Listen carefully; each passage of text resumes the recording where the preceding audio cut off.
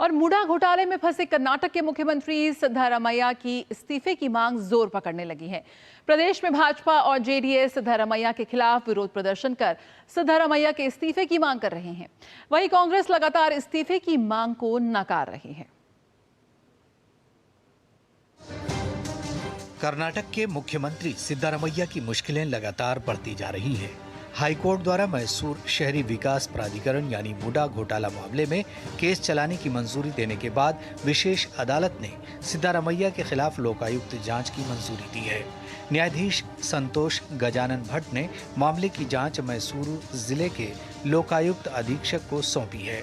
उन्हें 3 महीने यानी 24 दिसंबर को अपनी रिपोर्ट सौंपनी होगी। इस बीच भाजपा और जेडीएस सिद्धारमैया के खिलाफ सड़क पर उतर आए हैं। दोनों पार्टी के कार्यकर्ता लगातार विरोध प्रदर्शन कर सिद्धारमैया के इस्तीफे की मांग कर रहे हैं।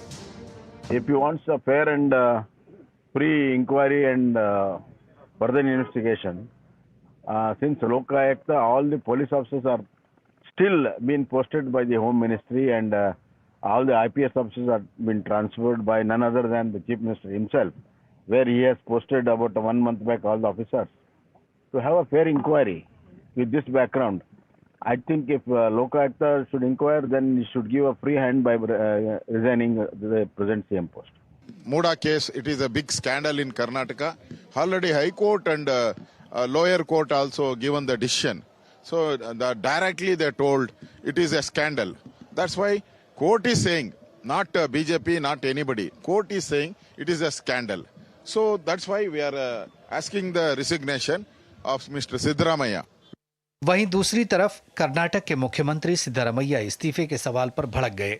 उन्होंने इस्तीफा देने से इनकार करते हुए कहा कि आखिर मुझे इस्तीफा क्यों देना चाहिए। वहीं कर्नाटक के डिप्टी सीएम डीके शिवकुमार ने इसे राजनीतिक ड्रामा बताते हुए कहा कि सिद्धारमैया के इस्तीफे का कोई सवाल ही नहीं है। Either in different part of the country, all of them resigned.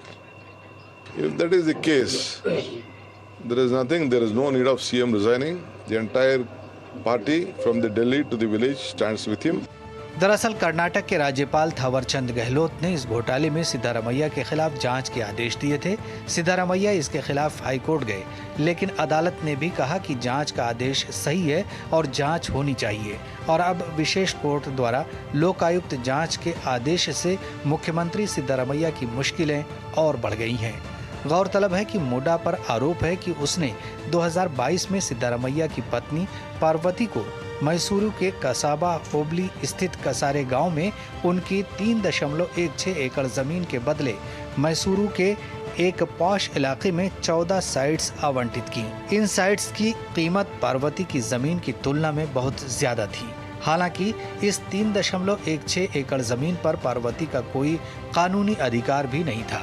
ये जमीन पार्वती के भाई मल्लिका अर्जुन ने उन्हें 2010 में गिफ्ट में दी थी। मुडा ने इस जमीन को अधिग्रहण किए बिना ही देवनूर स्टेज 3 लेआउट विकास किया था। Bureau report, DD news. कभी पिछड़ा और गरीब कहलाने वाले मध्य प्रदेश के बुंदेलखंड में उद्योग धंधों की अपार संभावनाएं हैं। इसी बात को ध्यान में रखते हुए राज्य की सरकार सागर में शुक्रवार को रीजनल इंडस्ट्री कॉन्क्लेव करने जा रही है। बुंदेलखंड में औद्योगिक विकास की संभावनाओं को देखते हुए राज्य सरकार ने बुंदेलखंड के सागर में रीजनल इंडस्ट्री कॉन्क्लेव करने का फैसला लिया और देश और दुनिया के तमाम औद्योगिक क्षेत्र के प्रतिनिधि मध्य प्रदेश के बुंदेलखंड के सागर पहुंच रहे हैं। मध्य प्रदेश के बुंदेलखंड के सागर, छतरपुर, टीकमगढ़, निवाड़ी, दमोह और पन्ना जैसे जिलों में औद्योगिक विकास की अपार संभावनाओं को देखते हुए राज्य की मोहन यादव सरकार शुक्रवार को चौथी रीजनल इंडस्ट्री कॉन्क्लेव बुंदेलखंड के सागर में करने जा रही है। इस इंडस्ट्री कॉन्क्लेव में 3500 से अधिक प्रतिभागियों के भाग लेने की संभावना है, जिनमें 6 देशों Mongolia, Thailand, Kenya, Algeria, Canada और ईरान के अंतर्राष्ट्रीय प्रतिनिधि, विदेशी राजनयिक मिशन, 150 विशिष्ट अतिथि और 700 से अधिक विशेष आमंत्रित सदस्य और 1000 MSME से जुड़े प्रतिभागी शामिल होंगे। कार्यक्रम में मुख्यमंत्री डॉक्टर मोहन यादव उद्योग संबंधित प्रतिष्ठानों का वर्चुअल भूमि पूजन करेंगे और निवेशकों को भूमि आवंटन आदेश और बुंदेलखंड इनोवेशन चैलेंज हैकाथन के विजेताओं को पुरस्कार वितरित करेंगे। इस दौरान invest Madhya Pradesh, global investor summit और एडवांटेज MP के लिए एक वीडियो आमंत्रण भी प्रस्तुत किया जाएगा। राज्य सरकार के विभिन्न विभागों के प्रमुख अधिकारी निवेश अवसरों पर महत्वपूर्ण प्रेजेंटेशन देंगे, जिनमें IT, खनन, हस्तशिल्प, पर्यटन आदि क्षेत्र शामिल होंगे। गुरुवार को यहां बुंदेलखंड हैकाथन का आयोजन किया गया, जहां प्रदेश भर के 600 से अधिक स्टार्टअप्स में से 60 का चयन किया गया। इन 60 स्टार्टअप्स में से सर्वश्रेष्ठ स्टार्टअप को शुक्रवार को पुरस्कृत किया जाएगा।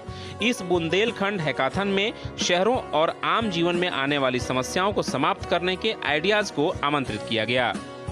जो घर से निकलने वाला गंदा पानी होता है नहाने कपड़े धोने का, उसको रिसाइकल करके पुनः उपयोगी बनाने के लिए हमने एक मशीन बनाया है जो उस पानी को वापस रिसाइकल करके रीयूजेबल बना देता है बिना केमिकल में। मेरा स्टार्टअप है रिपेयर माई गाड़ी। ये आपकी गाड़ी सुधार कर देगी। रिमोट और रूरल एरियाज में हम लोग लोकल शॉपकीपर्स को कनेक्ट करेंगे रूरल एरियाज के, जो आपको on spot repair service provide करेगी। बात बुंदेलखंड के विभिन्न क्षेत्रों के औद्योगिक क्षेत्रों की करें तो सागर जिले में 5 औद्योगिक क्षेत्रों में कुल 440 एकड़ भूमि पर 206 औद्योगिक इकाइयां कार्यरत हैं। इन इकाइयों में लगभग 211 करोड़ रुपए का पूंजी निवेश हुआ है और 4789 लोगों को रोजगार मिल रहा है। सबसे पहले मालवा, फिर महाकौशल और फिर ग्वालियर चंबल और अब बुंदेलखंड के बाद बारी विंध्य अंचल की आएगी, जहां पर मध्य प्रदेश की डॉक्टर मोहन यादव सरकार निवेशकों को विंध्य अंचल की गति और प्रगति से अवगत कराएगी। कैमरामैन विजय शर्मा के साथ आदित्य श्रीवास्तव, DD न्यूज, सागर।